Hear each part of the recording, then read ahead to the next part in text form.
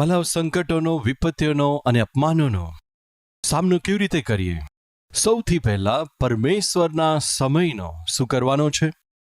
ઇંતજાર. તમે જે પ્રાર્થના કરી છે તેનો જવાબ જલ્દી મળતો નથી તો નિરાશ ના થઈએ, હતાશ ના થઈને પરમેશ્વર ચોક્કસ મને જવાબ આપશે એમ વિચાર કરીને આપણે શું કરવાનું છે? રાહ જોવાની છે. તો મિત્રો, સૌથી પહેલા તમે જે વિષય માટે પરમેશ્વરને પ્રાર્થના કરો છો તેનો ઉત્તર આપવા માટે પરમેશ્વરે એક સમયને અલગ કર્યો છે. જે સમયને પરમેશ્વરે અલગ કર્યો છે તે જ સમયમાં તમને ચોક્કસપણે જવાબ મળશે. વાલાઓ, ઘણા દિવસ પહેલા હું એક પુસ્તક વાંચતો હતો. તે પુસ્તકમાં આપણને સમજણ પડે એ રીતે એક સુંદર વાત તે પુસ્તકમાં લખી હતી. લખ્યું હતું, સ્વર્ગમાં ડિલિવરી રૂમ રહેશે. ડિલિવરી રૂમ એટલે કે એ મહિલાઓને સંબંધિત વાત નથી. એટલે કે પોસ્ટમેન છે, સમજો કે તે પત્રને ડિલિવરી કરે છે, બરાબર? એ જ પ્રમાણે સ્વર્ગમાં ડિલિવરી રૂમ રહેશે. એ આપણે સમજી શકીએ પુસ્તકમાં લખ્યું હતું. પરમેશ્વર તમે કરેલી પ્રાર્થનાને જ્યારે સાંભળે છે, એ પ્રાર્થના પરમેશ્વર જ્યારે સ્વીકારે છે, ત્યારે પરમેશ્વર શું કરે છે? તમારી પ્રાર્થનાના જવાબને પરમેશ્વર લખીને એક કવરમાં મૂકીને તેના પર સીલ લગાવે છે. કેવો સીલ? એક તારીખ આપે છે, જેમ જાન્યુઆરી 17 તારીખે સાંજે 7 વાગે ડિલિવરી થવી જોઈએ. તો પરમેશ્વરે ઉત્તર આપ્યો કે નહીં? આપ્યો છે. પરંતુ ઉત્તર તમને ક્યારે મળશે? તેમણે નિયુક્ત કરેલા સમય પ્રાપ્ત થશે ત્યાર સુધી તમારે શું કરવાનું છે? જણાવો. રાહ જોવાની છે. શૈતાન શું કરે છે? રાહ જોવા દેતા નથી. તમને ઉતાવળમાં મૂકી દે છે. એટલા માટે સૌથી પહેલા તમારે શું કરવાનું છે? તમે કરેલી પ્રાર્થનાનો પરમેશ્વરે એક સમય ઠરાવી દીધો છે. એ જાણીને તેમની ઉપસ્થિતિમાં રાહ જોવી. વળી તે જ સમયે તમારે રાહ જોવાની છે. પરમેશ્વર જે જવાબ આપે તેને માટે રાહ જોવી, બરાબર? માની લો તમે બેંકમાં ગયા. હવે તે બેંકમાં તમે માની લો ડ્રો કરવા માટે અથવા ડિપોઝિટ કરવા માટે અથવા ડીડી બનાવવા માટે ગયા છો, સમજો. ત્યાં તમને ટોકન નંબર આપે છે. ત્યાં તમે બેસો છો. હોસ્પિટલમાં ગયા હોય તો ત્યાં પણ તમને એક ટોકન નંબર આપે છે. તે ટોકન નંબર લઈને તમારે શું કરવાનું છે? તમારો નંબર આવે ત્યાં સુધી શું કરવાનું છે? જણાવો. રાહ જોવાની છે. માની લો તમે ઓફિસની બહાર નીકળ્યા છો. બસને માટે ત્યાં આગળ જઈને શું કરવાનું છે? રાહ જોવાની છે. માની લો તમે રેલવે સ્ટેશન જાઓ છો. ત્યાં તમે શું કરો છો? ટ્રેનને માટે રાહ જુઓ છો. માની લો નોકરીને માટે ઇન્ટરવ્યૂ આપવા ગયા. શું કરવાનું છે? નોકરીને માટે રાહ જોવાની છે. નોકરીમાં મહેનત કરીને તમે ઘરે ગયા. જમવાનું આપશે કે નહીં? શું કરવાનું છે? ભોજનને માટે તમારે રાહ જોવાની છે. એટલે કે ટોકનને માટે રાહ જોવી જાણો છો. બસને માટે, ઓટોને માટે, નોકરીને માટે રાહ જોતા હોવ છો. લગ્નને માટે રાહ જુઓ છો. બાળકો માટે રાહ જુઓ છો. તો આ બધા માટે રાહ જુઓ છો. તો પછી સાંભળો, પરમેશ્વર જે આપે છે ઉત્તરને માટે શું કરવાનું છે? રાહ જોવાની છે. ટોકન નંબર 40 એમ કહીને ટોકન નંબર તમને આપી દીધો. હવે તે નંબર આવે ત્યાં સુધી તમે રાહ જોશો કે નહીં? રાહ જોશો. ત્યાં આગળ બેસી રહેશો કે નહીં? હા, બેસશો. એટલા માટે તમારો ટોકન નંબર આવે ત્યાં સુધી, તમારો કોલ લેટર આવે સુધી, તમારું સંતાન થાય ત્યાં સુધી, ટ્રેન આવે ત્યાં સુધી રાહ જુઓ છો કે નહીં? એ જ પ્રમાણે એરપોર્ટમાં પણ પ્લેન આવતા સુધી તમે રાહ જુઓ છો કે નહીં?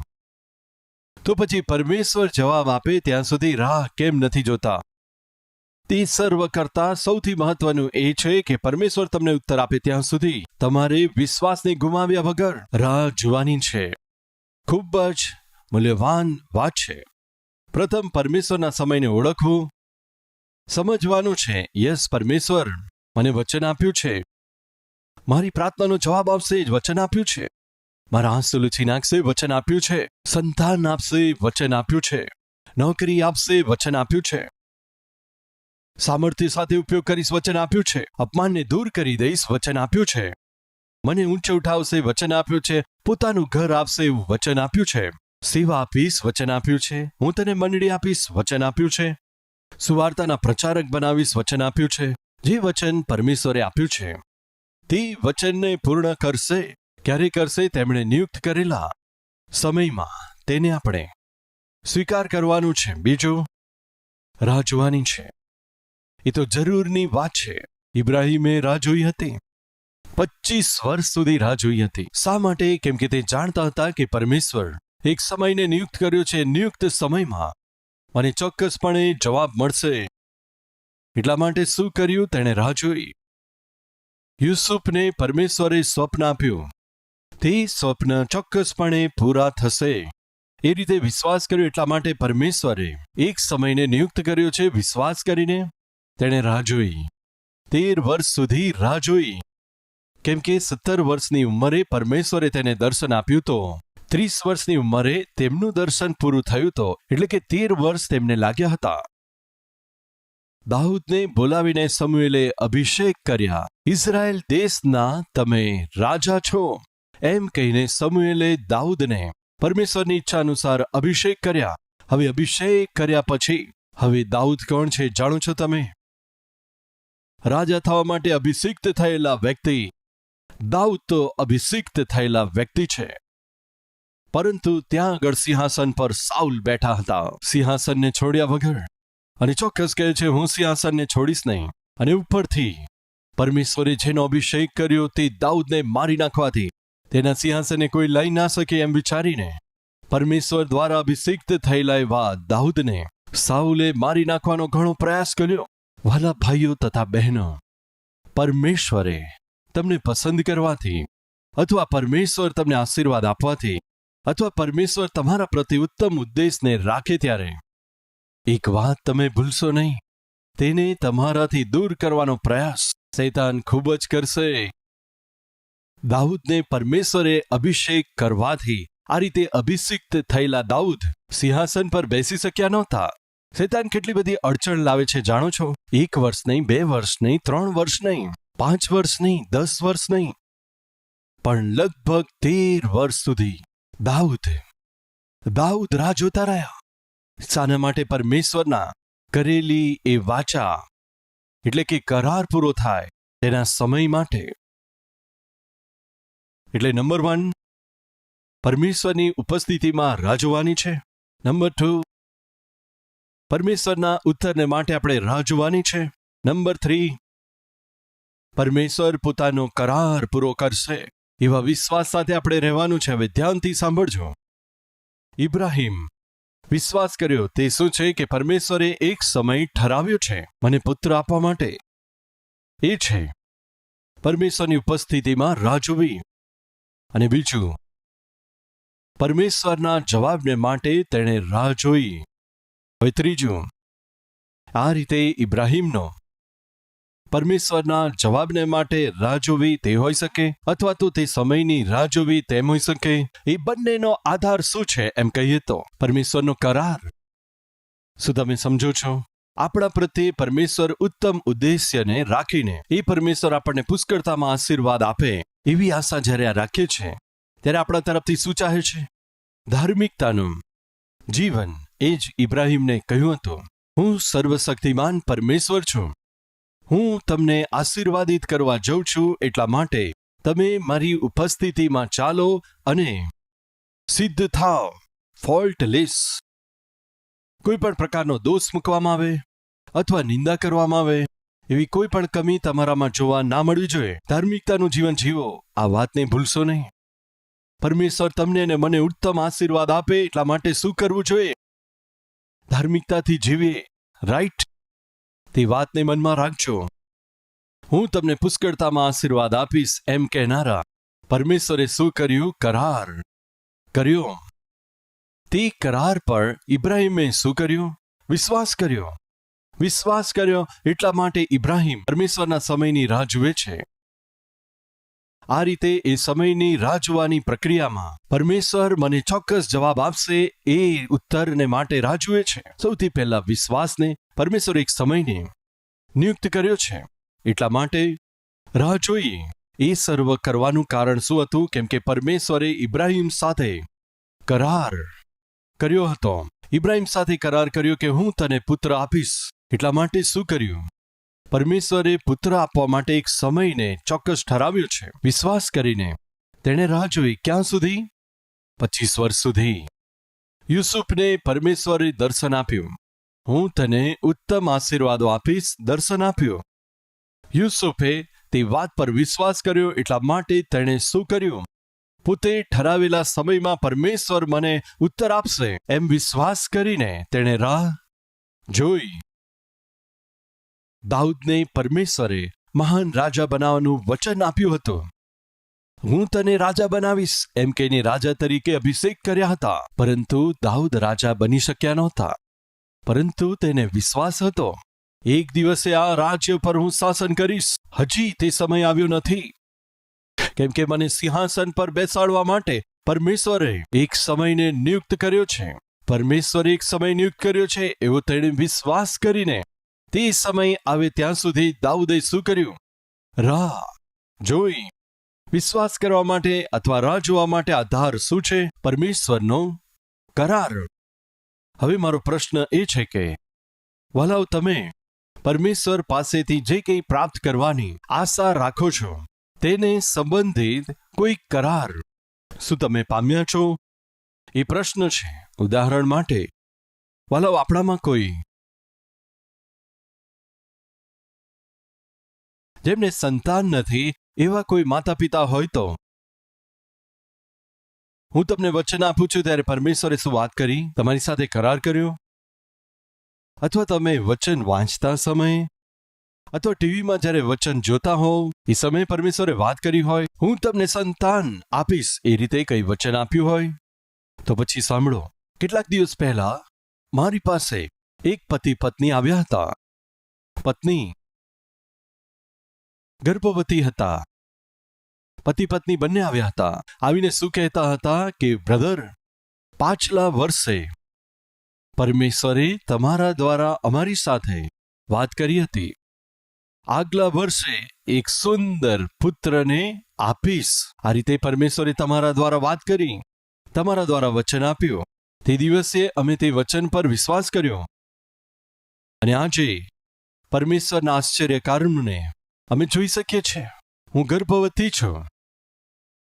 તે તો 7 અથવા 8 મહિનાની ગર્ભવતી હતી. વાલો, સૌથી પહેલા પરમેશ્વર પાસેથી બહેને વચન પ્રાપ્ત કર્યું. ફરીથી જણાવું છું, હતાશ અને નિરાશ થઈને ઇબ્રાહિમ જ્યારે જીવતા હતા, પરમેશ્વરે વચન દ્વારા વાત કરી. ઇબ્રાહિમ સાથે વચન દ્વારા વાત કરીને તારા સંતાનને હું ખૂબ જ આગળ વધારીશ. આકાશના તારાગણની જેમ હું તને ખૂબ જ આશીર્વાદિત કરીશ કહીને પરમેશ્વરે શું કર્યું? કરાર કર્યો. જ્યારે ઇબ્રાહિમને એક પણ સંતાન નહોતું ત્યારે પરમેશ્વરે કહ્યું, તારા સંતાનને આકાશના તારા જેટલા વધારીશ. ત્યારે ઇબ્રાહિમે શું કર્યું? બાઇબલમાં શું છે? ઇબ્રાહિમે પરમેશ્વર પર વિશ્વાસ કર્યો. કૃપા કરી સાંભળો. ઇબ્રાહિમનો પ્રતિજ્ઞાનો પુત્ર માત્ર એક જ હતો. તેનું નામ શું હતું જણાવો? ઈસાક. ઈસાકના બાળકો એસાવ તથા યાકૂબ. કૃપા કરી ભૂલશો નહીં, ઇબ્રાહિમનું જ્યારે મૃત્યુ થયું ત્યારે યાકૂબની ઉંમર 15 વર્ષની હતી અને એસાવની ઉંમર પણ 15 વર્ષની હતી. એટલે કે ઇબ્રાહિમની ગોદમાં એસાવ પણ મોટો થયો હતો, યાકૂબ પણ મોટો થયો હતો. ક્યાં સુધી? તેમના બાળપણ સુધી. એટલે કે વાસ્તવિક રીતે ઇબ્રાહિમ તારા જેટલા સંતાનોને શું જોઈ શક્યા હતા? જોયા? ના જોયા. તેમણે જે સંતાન જોયા ઈસાક અને પોતાના પૌત્ર એસાવ તથા યાકૂબને જોયા, બસ. ત્યાર પછી યાકૂબ દ્વારા થયેલા 12 સંતાનોને ઇબ્રાહિમ જોઈ શક્યા નહોતા. કૃપા કરી ધ્યાન આપજો. પરમેશ્વરે ઇબ્રાહિમ સાથે કરાર કર્યો, તારા સંતાનને હું મોટી દેશ જાતિ બનાવીશ, તારા દ્વારા સર્વ દેશ જાતિઓને આશીર્વાદ આપીશ. એ રીતે પરમેશ્વરે ઇબ્રાહિમને વચન આપ્યું હતું. આ રીતે વચન આપ્યું. કેટલો સમય થયો જાણો છો? 4000 વર્ષ થયા હતા. જાણો છો? 4000 વર્ષ થઈ ગયા. કેવી રીતે કહી શકું? આજથી લઈને પ્રભુ ઈસુના જન્મ સુધી 2000 વર્ષ. ઈસુ મસીહના જન્મથી લઈને ઇબ્રાહીમના જન્મ સુધી 2000 વર્ષ. હવે 2000 વત્તા 2000 એમ કેટલા થઈ ગયા? 4000 વર્ષ. કૃપા કરી ધ્યાન આપજો. આજે જે કોઈ પ્રભુ ઈસુ ખ્રિસ્તને પોતાના ઉદ્ધાર કરતા સ્વીકારે છે તે સર્વ લોકો ઇબ્રાહીમના સંતાન છે. તમને યાદ છે જાકીએ જ્યારે પ્રભુ ઈસુને ઉદ્ધાર કરતા સ્વીકાર કર્યા ત્યારે પ્રભુ ઈસુએ શું કહ્યું? આ પણ ઇબ્રાહીમનો પુત્ર છે. એટલે કે પ્રભુ ઈસુનો સ્વીકાર કરનારા એવા દરેક વ્યક્તિ ઇબ્રાહીમના જ સંતાન છે. આજે પ્રભુ ઈસુનો જેમણે સ્વીકાર કર્યો છે આ ધરતી ઉપર એવા કરોડોની સંખ્યામાં છે. કોણ છે આ? ઇબ્રાહીમના સંતાન છે. સમજવાનો પ્રયાસ કરજો. પરમેશ્વરે ઇબ્રાહીમને જે વચન આપ્યું તે પૂરું કરી રહ્યા છે કે નથી કરતા? પૂરું કરે છે. ઇબ્રાહીમ આજે ધરતી પર છે? નથી. શું મરણ પામ્યા? હા, ઇબ્રાહીમ મરણ પામ્યા, પરંતુ પરમેશ્વરે જે વચન આપ્યું હતું આજે પણ જીવિત છે. કેમ કે મારા પરમેશ્વર જ્યારે વચન આપે છે ત્યારે તે વચનને ચોક્કસપણે પૂર્ણ કરે છે. એટલા માટે આપણા આત્મિક જીવનમાં કેટલાક મહત્વના પાઠોને પોતાના હૃદયમાં લખી લેજો. તેમાંથી એક છે પરમેશ્વર તમને પુષ્કળતામાં આશીર્વાદ આપશે. એટલા માટે ધાર્મિકતામાં જીવો.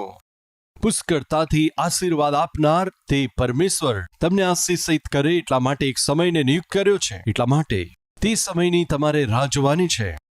તમને કઈ રીતે પરમેશ્વર આશીર્વાદિત કરવા માંગે છે એ તમારે જાણવું હોય તો તમારે બાઇબલ વાંચવાનું છે. આ પરમેશ્વરના વચન દ્વારા મારા અને તમારા જીવનની અંદર પરમેશ્વરની સી યોજના છે આપણે જાણી શકીએ છીએ. મારે સેવક બનવું છે અથવા મારે સેવા કરવાની છે. કોઈ વ્યક્તિએ નથી કહ્યું, કોઈ પાસ્ટરે મને નથી કહ્યું, કોઈ પ્રચારકે નથી કહ્યું, પરંતુ પરમેશ્વરે સ્વયં મને કહ્યું છે. કેવી રીતે જણાવ્યું? પોતાના પવિત્ર વચન દ્વારા જણાવ્યું છે. મારા જીવનની અંદર જ્યારે પ્રથમવાર મેં બાઇબલને ખોલ્યું ત્યારે મારી આગળ કયું વચન આવ્યું તમે જાણો છો? અથવા મેં કયું વચન વાંચ્યું જાણો છો? યર્મિયાનું પુસ્તક તેનો 1 અધ્યાય 4 કલમથી વાંચું છું. મારા જીવનમાં સૌથી પ્રથમવાર જ્યારે મેં ઘૂંટણો પર આવીને પ્રાર્થના કરી અને બાઇબલ ખોલ્યું ત્યારે સૌથી પહેલું વચન જે મારી આગળ આવ્યું એ વચનને આજે વાંચું છું. 4 કલમથી. યર્મિયા 1 અધ્યાય 4 કલમથી. ત્યારે યહોવાની એ વાણી મારી પાસે આવી, ગર્ભમાં રચાયા પહેલા જ મેં તને પસંદ કર્યો છે અને તારો જન્મ થયો તે પહેલાથી જ મેં તને અભિષિક્ત કર્યો છે. મેં તને પ્રજાઓને માટે પ્રબોધક ઠરાવ્યો છે. મેં કહ્યું કે હાય હે પ્રભુ યહોવા, જુઓ મને તો બોલતા પણ આવડતું નથી, કેમ કે હજી તો હું બાળક છું. પરંતુ યહોવાએ મને કહ્યું, એમ ના કહીશ કે હું બાળક છું, કેમ કે જે કોઈ વ્યક્તિની પાસે હું તને મોકલું ત્યાં તારે જવાનું અને જે કંઈ હું તને આજ્ઞા આપું એ જ તારે કહેવાની. તું તેમના મુખને જોઈને ડરીશ નહીં, કેમ કે તને છોડાવવા માટે હું તારી સાથે છું. યહોવાની એ જ વાણી છે. વાલાવ, તે વખતે જ્યારે હું આ વચન વાંચતો હતો મારી ઉંમર 12 વર્ષની હતી.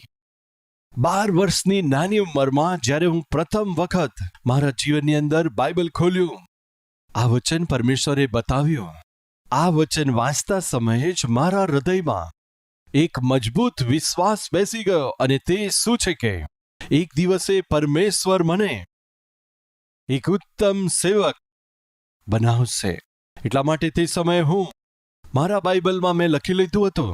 12 વર્ષની ઉંમરમાં મેં મારા બાઇબલની ઉપર શું લખ્યું જાણો છો? પરમેશ્વરના સેવક સતીશ કુમાર. આ રીતે લખી લીધું. ક્યાંથી મારામાં આવો વિશ્વાસ આવ્યો? મારા પર કોણે આવું પ્રગટ કર્યું કે હું સેવામાં જવાનો છું? મને કોણે જણાવ્યું હતું? પરમેશ્વર મારા મુખમાં પોતાનું વચન મૂકવાના છે. આ પવિત્ર વચન, વાલાવ, તારા ઘરની જેમ હું તારા સંતાનને વધારીશ. પરમેશ્વરે ઇબ્રાહીમને કહ્યું હતું. ઉત્પત્તિ તેના 15મા અધ્યાયમાં તેની 1 કલમમાં શું લખ્યું છે? પરમેશ્વરનું વચન ઇબ્રાહીમની ઉપર પ્રગટ થયું. શું પ્રગટ થયું હતું? પરમેશ્વરનું વચન. આજે તે જ પરમેશ્વરનું વચન તમારા હાથોમાં છે. પરમેશ્વર તમારી સાથે વાત કરશે. પરમેશ્વર તમારી સાથે કરાર કરશે. અને તે વચન પરમેશ્વર પોતાના પવિત્ર વચન દ્વારા આપશે. એટલા માટે જ્યારે તમે બાઇબલ વાંચો છો, પરમેશ્વર વાત કરશે. શું તમે પારિવારિક સમસ્યામાંથી પસાર થાવ છો? પરમેશ્વર વાત કરશે. તેમાંથી કેવી રીતે બહાર આવવું? પરમેશ્વર તે પ્રગટ કરશે. આર્થિક સમસ્યાઓમાંથી પસાર થાવ છો? પરમેશ્વર વાત કરશે. પોતાના વચન દ્વારા જ વાત કરશે. વ્યક્તિગત સમસ્યાઓમાંથી, બીમારીઓમાંથી, તમે કોઈ પણ સમસ્યામાંથી પસાર થતા હોય, તે સમસ્યાને માટે જે સમાધાન જોઈએ તે આપણને પરમેશ્વરના પવિત્ર વચન દ્વારા પ્રાપ્ત થાય છે. આ પવિત્ર વચનને જ્યારે આપણે વાંચીએ છીએ ત્યારે પરમેશ્વરનો એક કરાર આપણને સ્પષ્ટ સમજાય છે. એટલા માટે ભાઈઓ બહેનો, પરમેશ્વરના વચનને ચોક્કસ વાંચો. કેમ કે ફરીથી સ્મરણ દેવડાવું છું કે ઇબ્રાહિમ 25 વર્ષ સુધી રાહ જોઈ અને યુસુફ 13 વર્ષ સુધી રાહ જોઈ અને દાઉદે 13 વર્ષ સુધી રાહ જોઈ. તેનું કારણ જાણો છો? પરમેશ્વરે કરેલ કરારને લીધે. પરમેશ્વરે કરેલો એ કરાર તેમના વિશ્વાસને તૂટવા ના દીધો. પરમેશ્વરે તેમની સાથે કરેલો કરાર તેમને પરમેશ્વરથી દૂર થવા ના દીધા. એટલા માટે તમારા જીવનમાં પરમેશ્વર શું કરવા જઈ રહ્યા છે? કેવું આશ્ચર્ય કર્મ કરવા જઈ રહ્યા છે? પરમેશ્વર તમારી સાથે વાત કરશે પોતાના વચન દ્વારા. એટલે પરમેશ્વરના કરારને આપણે પોતાનો બનાવવાનો છે. વાલા, હું 30 વર્ષથી સેવકાઈ કરું છું. ઘણા ઉતાર ચઢાવ જોયા છે, ઘણા બધા સંઘર્ષ છે, ઘણી બધી નિંદા, ઘણા બધા અપમાન અને ઘણા અનુભવ મેં કર્યા છે. એ સર્વની મધ્યમાં જે મારું રક્ષણ કરીને સામર્થ્ય સાથે સેવા કરવા માટે, જે મને પ્રત્યેક દિવસે સેવા કરવા માટે સામર્થ્ય આપે છે, એ તો પરમેશ્વરે કરેલ કરાર છે. પરમેશ્વરે આપેલું વચન શું છે? એ જ પરમેશ્વરે આપેલું વચન છે. વાલાઓ, જ્યારે હું આજે પ્રાર્થના કરતો હતો, પરમેશ્વરે મને આપેલું બીજું એક વચન મને મળ્યું. આવો વાંચીએ 18મી અને 19મી કલમ. કેમ કે સાંભળ, મેં તને આજે આખા દેશમાં અને યહૂદિયાના રાજાઓ, અમલદારો તથા યાજકો, સાધારણ લોકોની વિરુદ્ધ ગઢવાળું નગર અને લોખંડનો સ્તંભ અને પિત્તળનું નગરકોટ બનાવ્યો છે. તેઓ તારી સાથે લડશે તો ખરા, પરંતુ તારા પર વિજય પ્રાપ્ત નહીં કરી શકે. કેમ કે તને બચાવવા માટે હું તારી સાથે છું. યહોવાની એવી વાણી છે. કોટવાળું નગર અને લોખંડનો સ્તંભ અને પિત્તળનો નગરકોટ બનાવ્યો છે. તેઓ તારી વિરુદ્ધ લડશે તો ખરા, પરંતુ તારા ઉપર પ્રબળ નહીં થાય. કેમ કે બચાવવા માટે હું તારી સાથે જ છું. યહોવાનું એ જ વચન છે. વાલાઓ, આજે હું જ્યારે પરમેશ્વરની ઉપસ્થિતિમાં પ્રાર્થના કરતો હતો, પરમેશ્વરે વચન આપ્યું, તારી સાથે યુદ્ધ તો કરશે, પરંતુ હું તારી સાથે છું. એટલા માટે તેઓ તારા પર વિજયી નહીં. શું લખ્યું છે? વિજયી નહીં થઈ શકે. એટલા માટે પ્રિય ભાઈઓ બહેનો, બાઇબલમાં હજારો વચનો, પ્રતિજ્ઞાઓ છે. એ તો મારે ને તમારે માટે પરમેશ્વરે લખ્યા છે. પરમેશ્વરે કરેલા વચનો એ આપણી જરૂરિયાતોને પૂર્ણ કરશે, આપણને હિંમત પણ આપશે, આપણા વિશ્વાસને વૃદ્ધિ પામશે, આપણા ડરને દૂર કરશે, નિર્ભયપણે જીવવાની તાકાત આપશે, આપણને આગળ વધવા માટે કૃપા આપશે.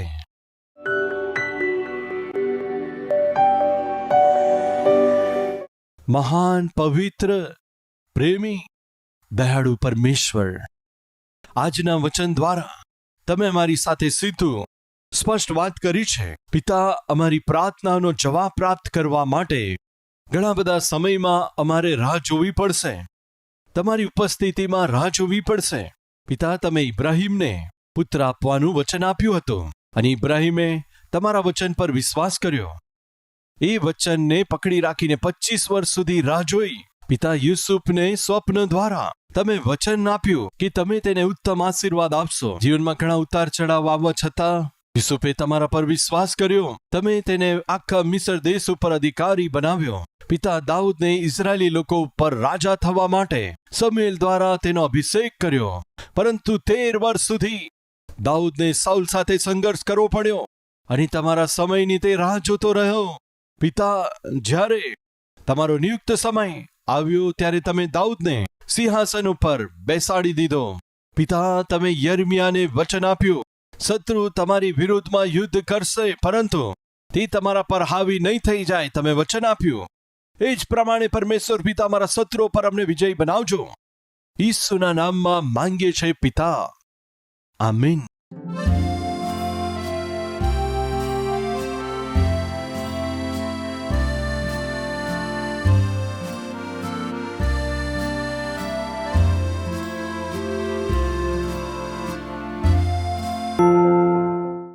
અમારું address Calvary, post box number 30, Kukatpally, Hyderabad 72.